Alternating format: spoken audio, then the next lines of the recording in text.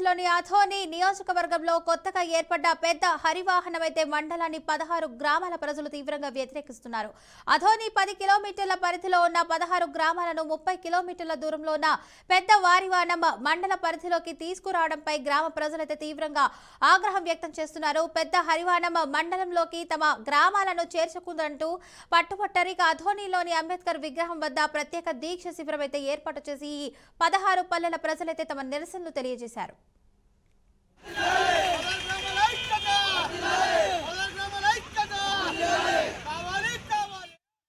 27 రోజుల క్రితం ఆదోని మండలాన్ని 2 మండలాలుగా వికేంద్రీకరణ జరిగింది.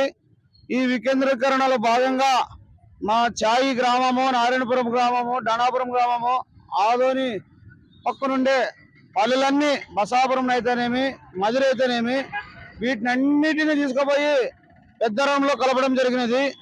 పెద్దరం మండలం చేసేటప్పుడు ఏ గ్రామాలు మీకు ఇష్టం ఉంది, ఏ గ్రామ ప్రజల అభిప్రాయాలు తీసుకొని చేయకోకుండా ఏకతాటితో వాళ్ళ ఇష్ట రాజ్యంగా మా గ్రామాలన్నీ తీసుకుపోయి పెద్దరంలో కలపడం జరిగినది. ఆ పెద్దరం మండలం వచ్చేసి మా గ్రామానికి 35 కిలోమీటర్లు అవుతుంది. ఆదోనికి 10 కిలోమీటర్లు, ఆదోని నుంచి బైపాస్ కి ఒక 7 కిలోమీటర్లు, ఆటి నుంచి 20 కిలోమీటర్లు, సుమారుగా 35 కిలోమీటర్లు అవుతుంది. ఈ 35 కిలోమీటర్లు మేము రవాణా సౌకర్యం ఇబ్బందిగా ఉంది. ఆ మండలంలో మాకు ఆ మండలం ఊరు కూడా తెలుసు, చాలా మంది ప్రజలకి, కొంతమందికి తెలుసు. అటువంటి గ్రామంలో పోయి మండలాన్ని చేస్తే మాకందరికి ఎలా సౌకర్యం ఉంటుంది. అదేవిధంగా మేమేమో మండలం గెజిట్ విడుదల చేసినామంటారు.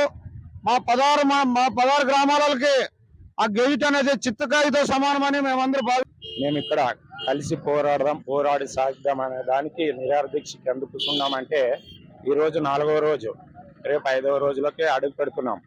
కాబట్టి మాకి పెద్ద ఆరోహణ ముద్దు, ఆదోని ముద్దు అనే నిదానంతో ఈ దీక్ష శిబిరాన్ని 16 గ్రామ ప్రజల తరఫున ఏర్పాటు చేసుకున్నాం. కాకపోతే వాళ్ళు పెద్ద ఆరోహణం వాళ్ళు ఊరు వరకు చేసుకున్నా పర్లేదు, మాకేమి అభ్యంతరం లేని విషయాలు ఇవి.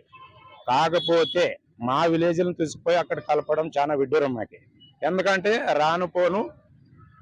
పోనికి 35 కిలోమీటర్లు, రానికి 35 కిలోమీటర్లు, 70 కిలోమీటర్లు అవుతుంది. అక్కడ పోనీ ఆ రోజు పోయిన రోజు పనులు అవుతాయి అనేది గ్యారెంటీ లేదు. కాబట్టి ఆదోనికి అందుబాటులో ఉన్నాం. కాబట్టి ఇక్కడ వచ్చిన ఒక ఎంఆర్ఓ ఆఫీస్ కానీ, ఎంపీడీఓ కానీ, తహసీల్దార్ కానీ, ఒక డిపార్ట్మెంట్ అయితేనేమి, ఒక కాలేజీలు అయితేనేమి, ఇవన్నీ మాకు అందుబాటులో ఉంటాయి. మహిళలకు కానీ, పురుషులకు కానీ. వీళ్ళు గ్రామాల్లో ఎంపీటీసీలది, సర్పంచ్లది, గ్రామ పెద్దలది, గ్రామస్తులతో సచివాలయం సిబ్బంది కానీ, ప్రభుత్వ అధికారులు కానీ ఎవరు చెప్పలేదు. చెప్పుకున్నట్ల వాళ్ళు ఏకాభిప్రాయం ఎట్లా తీసుకొస్తారు?